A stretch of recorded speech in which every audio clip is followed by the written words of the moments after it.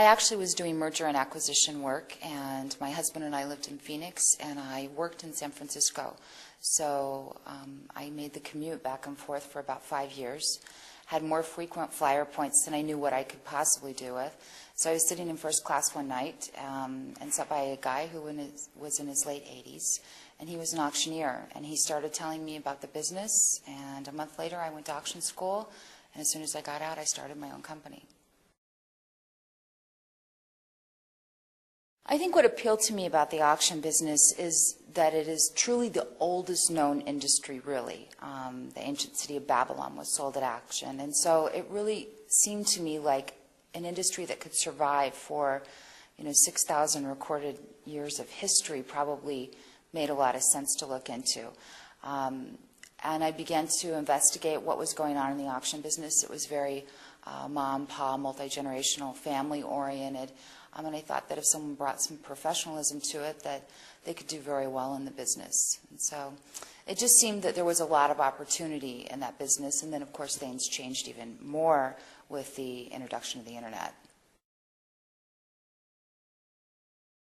When I began, I self-financed, and I self-financed for more than 5 years.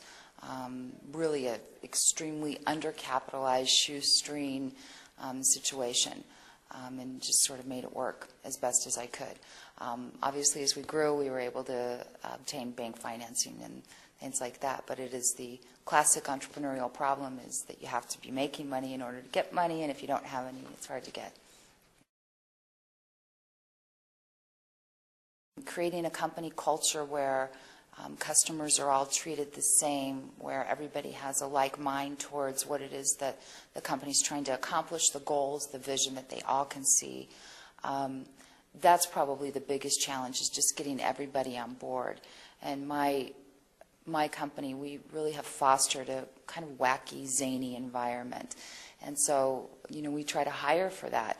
And hiring for wacky and zany is kind of hard, because how do you put that in, an ad looking for someone? So there are a few things that we do. Our employees are allowed to bring their dogs to work, so we talk about that in our ads. And we talk a lot about hiring for attitude more than we hire for skill, which is true. This is not a business where we have a lot of experienced people come into it. We have to teach them the business once they get there. We've expanded our facility to 4 times the size it was. We will probably double our staff in the next 2 years. Probably closer to 80 employees at that point.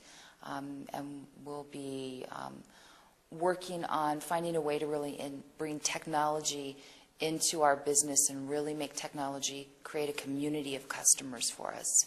And so that's our big push for growth.